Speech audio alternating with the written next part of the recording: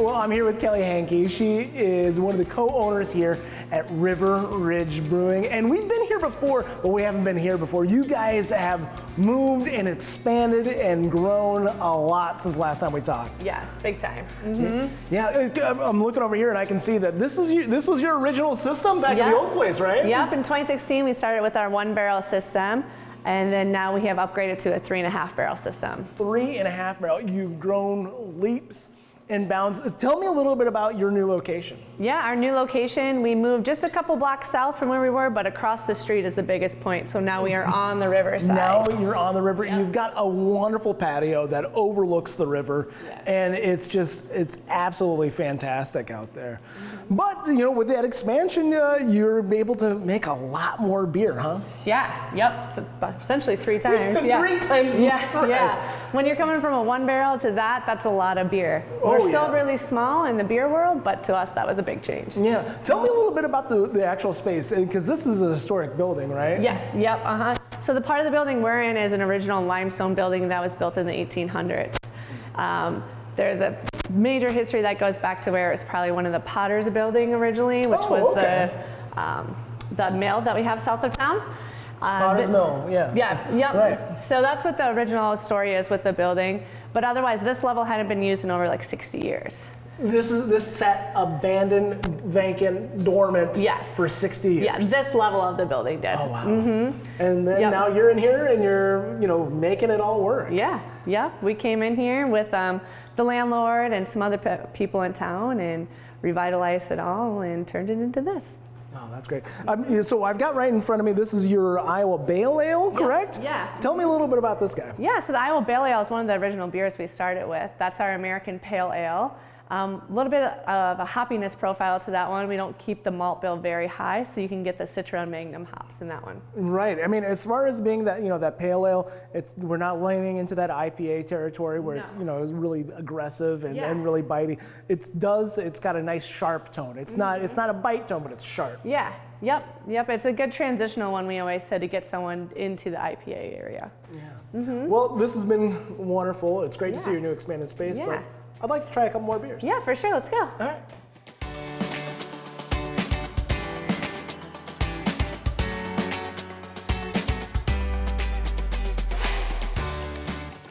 So Kelly, you set out a lovely little flight in front of us because you guys are making a lot of different kinds of beers down here. We want to highlight as much as we can. I want to start down here. It just says stout. What is this guy here? That's our Real Route Stout. So it's actually an oatmeal cream stout. So it's a sweet stout. So I like to say like an espresso brownie. Yeah, this has a lovely creamy texture to it, and I love that about creamy stouts is that it does feel it has such a unique, interesting mouthfeel to it. Yeah, and that's poured on nitro, so that adds that extra touch of creaminess to it. Really creamy. Yeah, how often are you brewing down here, I guess? I would say it varies from time to time. Usually when we have a fermenter open, one of us is down here brewing to fill it back up. It's one after the other. As soon as you get one kegged and bottled and canned, you're ready to get that moving, huh? Yep. Kind of the only downside to having a 3.5 barrel system is you're constantly brewing to try to keep up. Right. Yeah, because you're very busy down here. Before you have your nice little storefront. You sat about what 30 or 40 or 50 in there. But how many people are serving out of here? So we say we have seating for about 200 here now. So yeah, we went from 40 to 200. And then we extended the patio this summer, so actually I have seating for more now. Yeah, the Mississippi River is a highlight of this area. So when you can have a business that is right on the river with fantastic river view like you have here, that's incredible. Yeah, it's almost unheard of because we're right on the channel. So the barges and all the boats are all coming right by our patio. And you are right next to the lock and dam. Yep. So speaking of being incredible, what is this guy? It says raspberry. What is this? So that's Who Gives Our Rasp. So that is our blonde ale that we add raspberry puree to. So it's a little bit light and tart, not so much sweetness from the raspberries. Right. It's not. We're not in sour territory. No, not yet, but it is a full-on, pretty full raspberry flavor for a beer. Yeah. Who gives a rasp? Who gives a rasp? I know. Oh. That's what you get when you let your families come up with the name of your beer. Oh, no.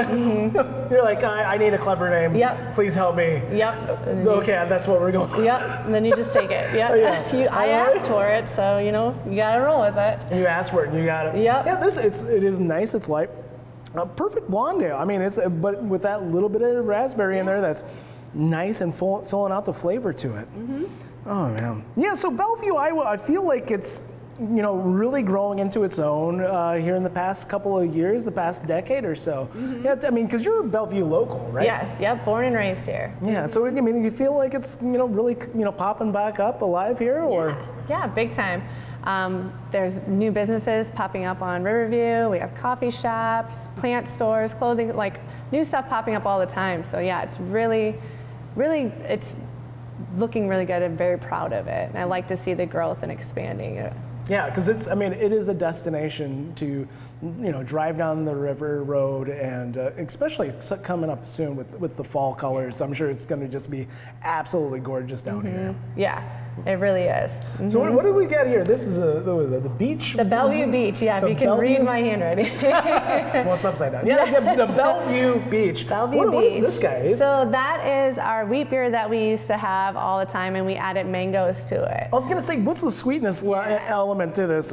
Mango. Okay. Mango. So it's a mango wheat, and a lot of people are like, there aren't beaches in Bellevue, and there's a sandbar. There's sandbars here and there. So we call it the Bellevue Beach because it's perfect to be drinking out on the sandbar. Nice, light, refreshing, and that sweetness. It's not as compared to your raspberry. It's not a big, heavy. No. I'm here. I am tropical. I am fruity. No, it's a little much more subdued, but still very refreshing. And this is an all-day drinking beer. How's the ABV on it? Is it too bad? Or? Nope, actually that one's only in the 4%, 4.2. Okay, so not bad. You can have a few while you're sitting out in the sun and not get too pickled. All right, that's really good. Yeah, I love your patio. It is nice and it's big, and it real draws people in, right? Yeah, that was the biggest push for our move. We couldn't say no to that, and that is where everybody wants to be. I mean, you're sitting right on the water, so you can't beat that. Right, but it's only open for, you got to close in the winter, right? So we last winter we brought in some igloos to try to extend, the life of the patio. Yeah. And this year we'll be doing the same thing. Oh, that's great. Bringing in something anyway. I'm working on a couple different ideas, but we'll definitely have something so that we can keep enjoying that patio year round. Yeah, because it's a wonderful addition to the space, and being able to use it, draw it out a little bit longer, maybe in the later fall months and maybe some of the earlier springs. Yeah. Okay, so what is this guy? Look at the color on him. What is this? This is our cotton candy sour. Cotton candy sour. Yes. Sweet and sour. Is it going to taste like a Sour Patch Kids? Or a little bit. Yeah, we had our end of summer bash. We were making cotton candy. And so we were like, we gotta have a beer that's got cotton candy. So we have cotton candy sour. Yeah. This is so fascinating because it has that front end cotton candy. That cotton candy flavor is really pushing to the front, and then I'm a sour. Just all of a sudden gets you on the tongue. Bites you on the back of the tongue. Oh wow. Yep. Yeah. Yeah.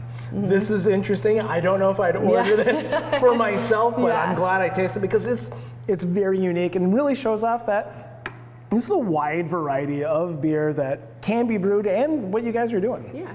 And then let's go with kind of a staple in today's beer society, the IPA. What do we have here? That's our Or What IPA, and we call it a very well-balanced IPA. So it has a very big malt backbone to help offset the bitterness from the hops that we have in that one. Yeah, you're right. I mean, you can tell by the color and the amount of malt that is inside here is you're pounding it with your malt. Yes. But its flavor as well. It has a light, nice, almost not chocolatey, but it's still working that malt flavors a lot. It's for being an IPA, it's still not too much as far as that stinging, overly hopped definitely with going with your dry hopping, that makes a big difference with keeping a lot of that on your nose. Yeah, yep. We wanted to have a beer that was well balanced and easy for everybody to come in and try an IPA and get introduced to them. Similar to our Pale Ale, we know we're in a small town in Iowa, and so we want everybody to find a beer that they like and to start off with them and not be, like you said, like bam, right in the face. Now we have some bam right in the faces for special release. And those are great. Yeah, but we want everybody to be able to find a beer that they can just sip and enjoy on the patio. There's a lot of people say, I'm not a beer person, I don't like beer. But you give it time, the amount of variety that you can have, as shown here, there's something for everybody, and this clearly demonstrates it. Yes, yep. Yeah. Well, Kelly, thank you so much for having us in. I'm happy to see you guys growing and changing and taking an historical building and really living into it and bringing people a little bit closer to the river. Yeah, sounds good. Well, thank you for coming. Thanks.